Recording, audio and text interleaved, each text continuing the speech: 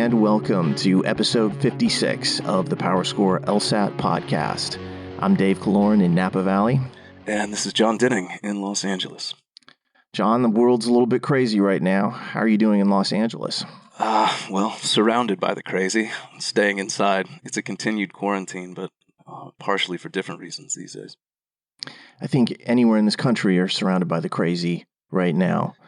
Yeah, which obviously is going to be the focus of this conversation.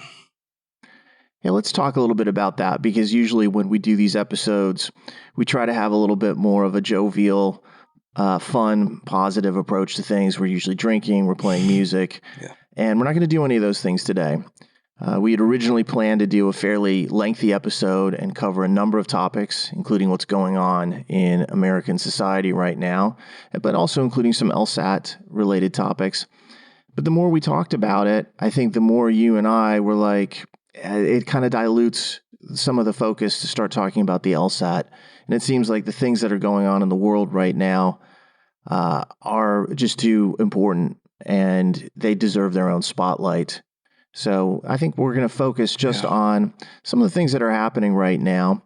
And we'll come back a little bit later in the week and kind of add in an episode where we do things a little bit more normally and talk a lot about the LSAT.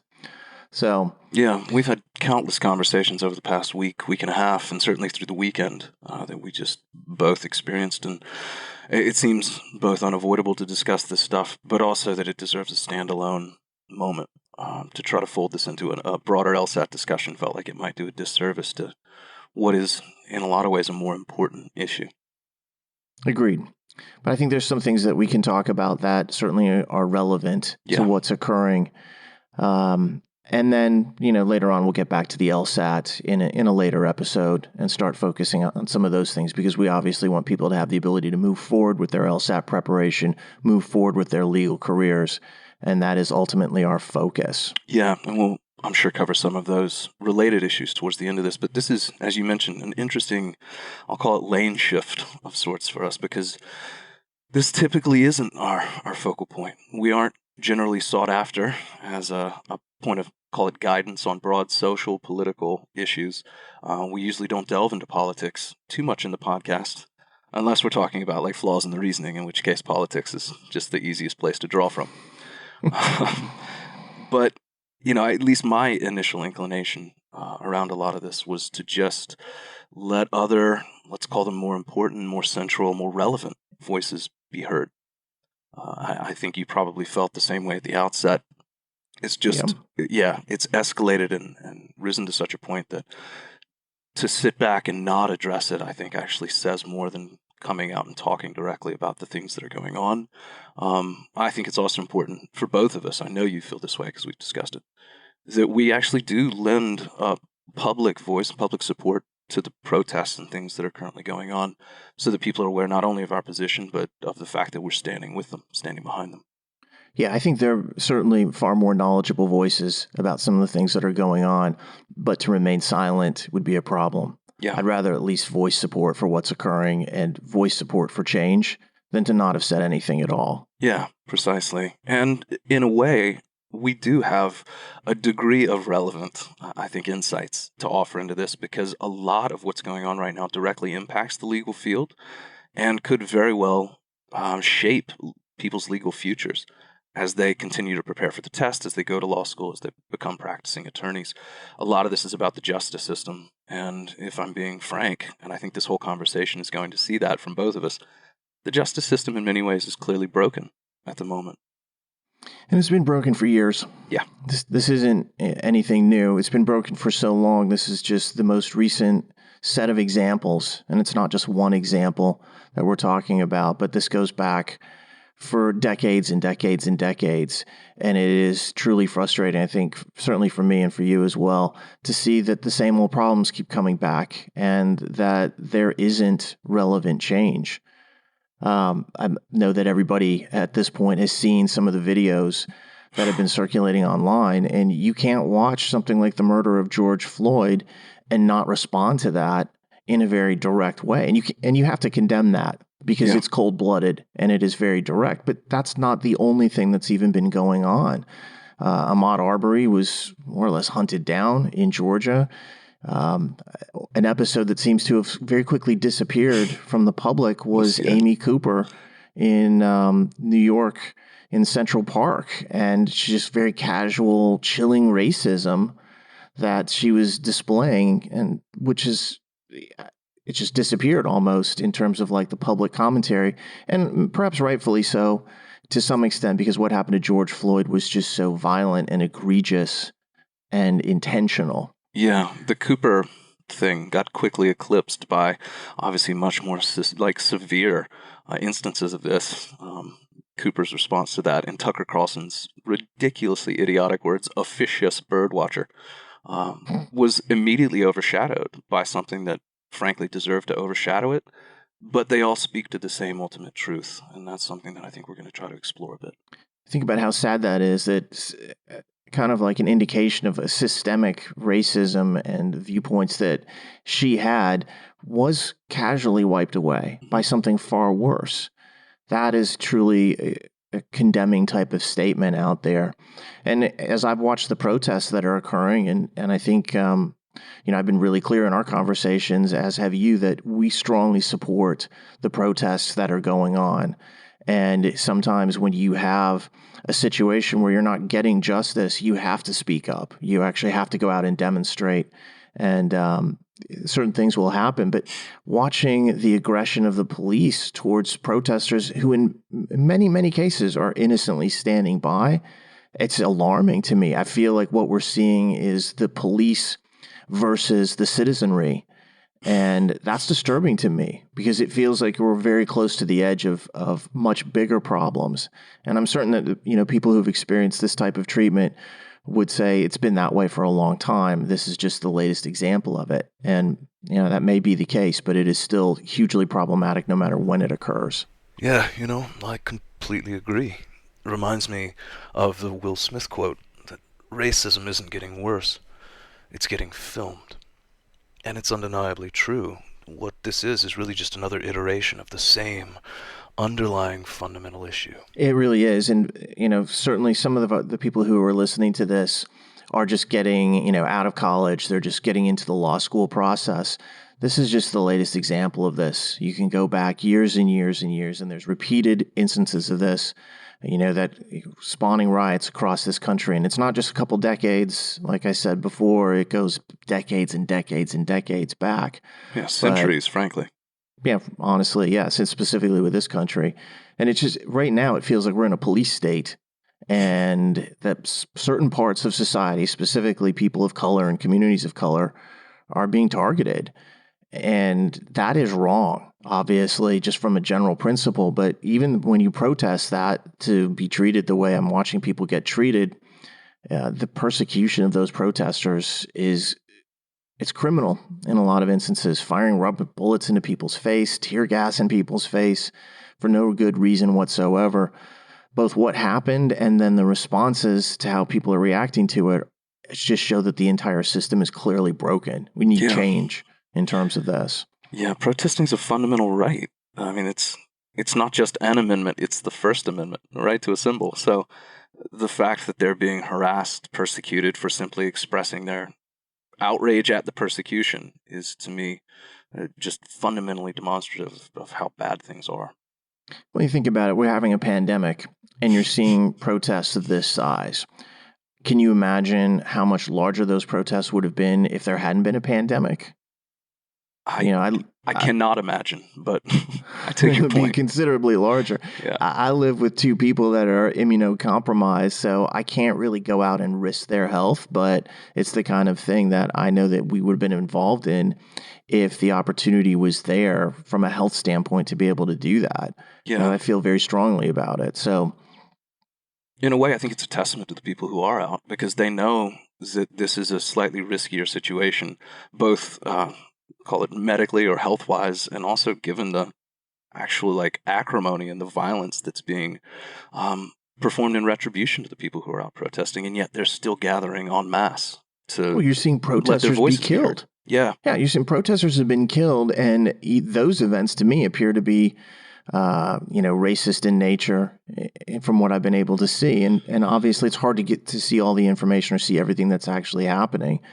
But this is just an endless parade of targeted responses towards these certain communities. Mm-hmm. And if you're in this country and you are a person of color, you're black, what have you, I can't imagine, but I can only think that it must be a terrible situation to be in, to feel that you're always being persecuted like this. It doesn't seem like it ever ends. And every time you turn around, there's another report of some ridiculous criminal behavior by someone in power who is attacking these individuals or these communities, as the case may be.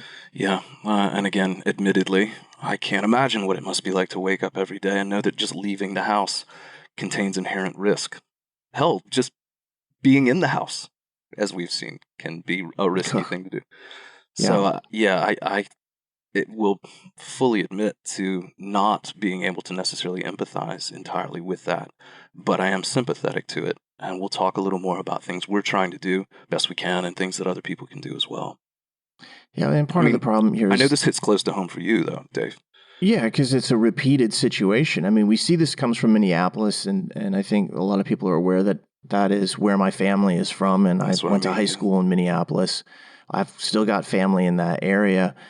And the latest situation when, George Floyd gets murdered is not even... kind of like an unusual incident there. This has happened before. Philando Castile in 2016 is very chilling. He was the guy who was in the car, and he told the police officer that he had a gun with him. And the police officer, within 30 to 40 seconds, shot him. And of course, the charges that were brought were eventually, I think he was acquitted of them. Yeah, I believe so too. In front of his, girlfriend and daughter, I believe. Perhaps wife and daughter. It was his girlfriend and his girlfriend's 4-year-old daughter were in the car. About as non-threatening of a situation as you would think. And the guy was there admitting it. And so, even within Minneapolis, there was Jamar Clark as well. The year prior, right? Yeah. Yeah. And so this is a situation where in Minneapolis, and I'm pretty familiar, obviously, with the area, having lived there, this is a common story. And it should never happen in the first place, and then to happen over and over again at a national scale where the response by the police seems to be out of any reasonable line. Proportion, yeah. Yeah, the proportion is completely out of control. And the police department in Minneapolis has received numerous complaints over the years for excessive force and have been accused of racism. Even the current police chief, earlier in his career, was involved in a lawsuit over racist behavior in the department. Like, this is systemic. And when people have said, oh, you shouldn't protest that, or, you shouldn't go out in the streets, I'm like, what else do you do at a certain point? Yeah. How else do you change something that doesn't seem to go away? So, we've talked about, at least, on the protesting side, I have 100% support from me. And from me as well. Yeah, I think I might lean a little further towards the, keep it as peaceful as possible, whereas I think you're more like, make a little more noise, as it were. Sometimes, I think you've got to break a few eggs to make the omelet. And so I understand when these things like this happen. I think we all regret the fact that that sometimes individuals who were innocent might get, hurt or damaged by that. But I understand the intent of protesters and why they would actually want to make a statement that maybe would draw attention, because it's worthy of having attention drawn to it. Certainly we both understand as best we can the outrage. So when that fury boils over, it's not a hard thing to contemplate necessarily, or not a hard thing to understand from that sense. So and I take your point. Yeah, and we focus on Minneapolis here because that's been the latest flashpoint, but this is common in any city of size. Yeah. You can go around this country and see that, and it is far too common. And it's tough because during an epidemic, I certainly feel that we have the ability to do less than we would otherwise, just because we don't have the ability to go out physically. And it's been interesting to watch because certainly with the protesters, the news coverage is very... I'm not sure how much I trust it, to be honest. Yeah, dubious, I would say. Yeah. But it's interesting because we talk about this, like, what can you do? What would you do if there wasn't a pandemic going on?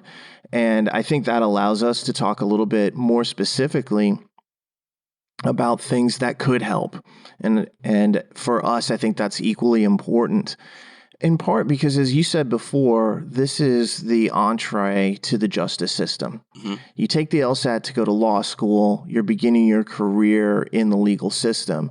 And when you look at a legal system the way we have it and some of the problems, a lot of the individuals that we work with are coming into this system hoping to change it. We saw this after the election in 2016. You see this when there are problems that come up. People, they want to make a change, and I really admire that. Yeah, you're referring to the Trump bump back in 2015, 16, 17, when there was actually a spike in admissions because people were simply more attuned to the nature of how the legal system operates and the fact that it doesn't always operate in their best interests or in anyone's, frankly. And they could see problems coming. Immigration being a great example. Yeah. They felt like we need to do something about this, which I agree with. And doing it from inside the system can have real advantages. We talk about protest and external change like that, and I think that's truly important. I think it's equally important to continue working from inside the system as much as possible. Sometimes that moves too slowly, and that's where you get protest socially and externally. But at the same time, every bit helps. And so if you're looking to be a lawyer, and we assume that you are if you're listening to us talk. Yeah. I don't know why else you'd listen to us talk.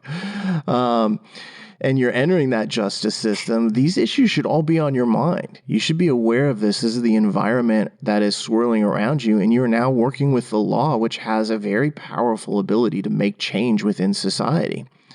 So you and I were talking about what are some of the things that you can do to kind of help out in terms of effectuating change. Yeah, and you, the listener.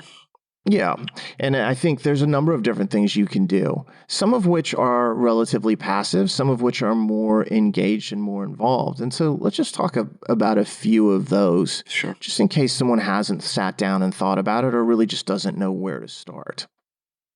And I think the first place is you need to educate yourself. If you don't know what you're talking about, if you haven't looked into it closely, you're not going to be a very effective advocate for anything. So read about what's been happening. Read about the history of these various movements and some of the abuses that have occurred that go back so far. From recent times, watch the videos. If you haven't seen the George Floyd video, you should. Chilling doesn't even begin to describe it. Yeah. And learn the history of everything that has been happening. I think you need to be armed with knowledge before anything else. Absolutely. Listen, this is not a pretty, pleasant process. But, I mean, look, the only way to cure a cancer is a biopsy. It hurts. But you have to know what you're dealing with, what you're up against, and then you can effect a cure. So you got to look at the disease closely. You can't just ignore it. Cancer doesn't go away when you ignore it, typically. You have to examine it, and you have to That's right. attempt to eradicate it in an aggressive way. We need some social chemotherapy right now. Very much so. Yeah. Probably what it comes down to. Yeah. So one of what we're seeing to be, I think, the most, if not effective, although I hope it ends up being so, at least visible, prominent, is protesting. Get out, make your voice heard. Be smart, be safe as you do so. We are definitely not out of the woods with Corona yet. But if you can safely find yourself in a crowd marching, chanting, causing a ruckus to affect some positive change, to get the attention of the people who can affect that positive change, do so. I strongly support that, and I know you do too, Dave. Yeah, and if you can't, if you do have legitimate concerns over being out in the public from a health standpoint, and I obviously understand that, try to support those who are protesting. Mm-hmm. Do what you can on that front. Sign petitions that may be out there that you're aware of they may not be incredibly effective at all times, but sometimes they really do get certain attention. Call your elected representatives. Let them know how you feel, that you think it's wrong, that there should be oversight of, police departments, and there should be justice for people who act in a way that they shouldn't. Look at things like qualified immunity. Should it exist? Make your voice heard on these particular topics. Don't make donations if that's easier for you to do as well. You can make your voice heard financially in a lot of ways. Yeah. So Yeah, and I realize most perhaps, of the people listening to this are already looking at a tremendous financial mountain to climb with law school and impending debt and those sorts of things. It doesn't have to be that you donate to bail funds or that you contribute to various resources and groups, but if you can, by all means, do so. Even $5 or $10 can really make a difference collectively. Well, whether it's money or time or just lending your voice, each one of these things makes a difference. If you're a law student, you have many more opportunities to help out. Contact your law school and see if there's anything that they're doing. There might be a clinic that they had recently where they're helping out with certain things such as dealing with defendants and bail and things along those lines. Jump in with both feet. Yeah, and I realize that time is precious when you're in law school, and so what I'm about to say may sound ridiculous, but if you have the time to even volunteer, do so. See if you can help out, like Dave said, at a clinic or a firm or anywhere really where people are trying to make a difference, but then suffering the repercussions of what those efforts often bear. Well, most people are out of law school right now, and they've moved into summer term. And one thing you may discover is that a lot of the summer associate positions and internships and what have you have been altered by the coronavirus situation. And so it may be that this is an opportunity for law students to move into something else that would really be directly helpful. Yeah, it's a very fair point. Yeah, and I think you and I would readily admit we're a little bit less knowledgeable about something like that and the specifics of, say, what a 1 or 2L summer person is doing right now, what kind of time they have, and how that's worked out. But these are just options to think about. And certainly, people have asked us, well, what are you guys doing? Yeah. And for us, we've kind of kept it closer to home in terms of what we do. And one of the avenues that is closest to our heart involves assisting underrepresented students with getting into law school. And we work with a number of different programs. I'll just mention a few of them in a minute. But one of the things that I always tell students is if you are interested in making a change, if you're interested in going to law school, there are options for you out there. Whether you're underrepresented, whether it's financially a challenge, there are programs in pretty much every city and state that you can avail yourself of to at least get started. And what we're going to be doing here in the coming weeks is expanding our support for these programs that we have been working with over time. Yeah, and are currently working with now, in fact. One of the, I'll call it an upside, although that's maybe a stretch, of this whole pandemic and national quarantine has been that access to these things has actually risen as things have shifted online.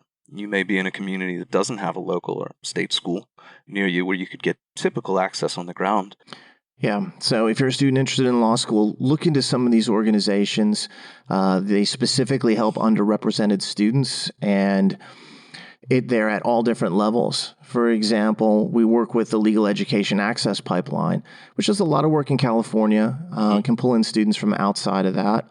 There's also CLEO, the Council on Legal Educational Opportunities. And we don't work with them quite as much because we haven't had the opportunity, but they are a great national organization as well. And I know LSAC helps support them also. Law firms, especially the big ones, the top, 250, top 500 law firms often have diversity programs and diversity pipeline programs. That's another great place to start. We work with Munger, Tolles, and Olson down in Los Angeles by you, John, and work with their diversity program. They are one of many that is out there. And so if you're thinking, well, I can't afford, to go to law school, or I can't get myself into the process of preparing for the LSAT, that is not the case. There are many options there. Sometimes it's more city-based. Yeah. For example, in Denver, there is a program that we work with called Law School Yes We Can. And the program is called Si Se Puede. And it is through Denver's, I believe it's the University of Denver that they have some relationship with there. But either way, it's another pipeline program that will help give you a leg up in terms of admissions and preparation. And lots of schools have that as well. Fordham has got it up in New York, and almost every law school has some type of diversity program that you can actually look into and get information on. A lot of times what I find is that there's not a lack of programs there, but sometimes there's a deep lack of awareness over the fact that they exist or how to even find them.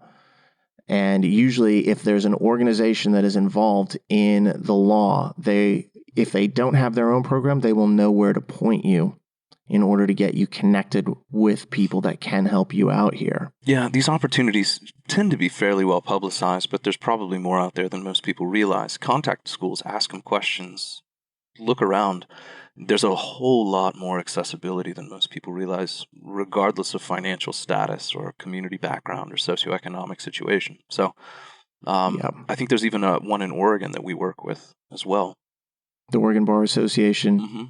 Yeah, they do LSAT course scholarships for underrepresented students, and we contribute to that. And there are, as John said, many more than just these. These are ones that we happen to be familiar with because we do work with them. But that's the tip of the iceberg. There are a lot of options out there. And, the goal has got to be, if you want change and you believe change is necessary, and I certainly do, part of that process is changing it from the inside. Yeah. And going to law school and then being able to work inside the system and create, a different result down the road is an important thing. And this is one way that if you're sitting there and you're thinking, I don't know what to do, or I'm not certain I can do it, you can do it and you can make a difference. Yeah, so I completely agree. So again, I think that shines a light on not only what people can do in the immediate circumstance and the immediate situation, but also how they can begin to look to their future and see ways that they can, I hate to do it, but become the change they want to see in the world. Sorry for the quote. I know it's cheesy. It fits. Well, I mean, the important thing from my perspective is to understand why change is needed, because things can't continue like this. This is unacceptable to me. And you're watching people of color get targeted on a daily basis. It's constant. It never is ending. And you have to support changing that. And so you should be out and about, reaching out, finding information, whatever direction you choose to take, choose something. And so if that's just speaking up, that's a good start. If it is, using your time and volunteering or what have you, do those things. But ask questions and listen. So that's, I think, kind of what our general summary is in terms of looking at this. Frustration and anger, I think, are probably the two best ways to describe how I feel about this in general. I'll add a third adjective, which is hopeful. I'm encouraged by the conversations I've been having, specifically with our students or people in the pre-legal field that we tend to operate in, because there's a sort of fire that's been lit that I haven't seen in a long time, if ever, where people are not just motivated, but they're positively adamant about the difference they know they're going to make. They've almost doubled down on their resolve to affect the types of changes that you and I both agree are long overdue and absolutely necessary. So for those of you out there listening to this who are eyeing that particular ring in your future, we support you, we encourage you, keep going, stay strong. Yeah, they're eager to help change happen, and we 100% support that. I admire that passion. Deeply. So that is it for us today. We'll be back in the next week or so with a regular episode talking about the LSAT, but we're going to just take it from there. In the meantime, I hope everyone stays safe. Go out, get involved if you can, and we will talk to you again soon. Thanks.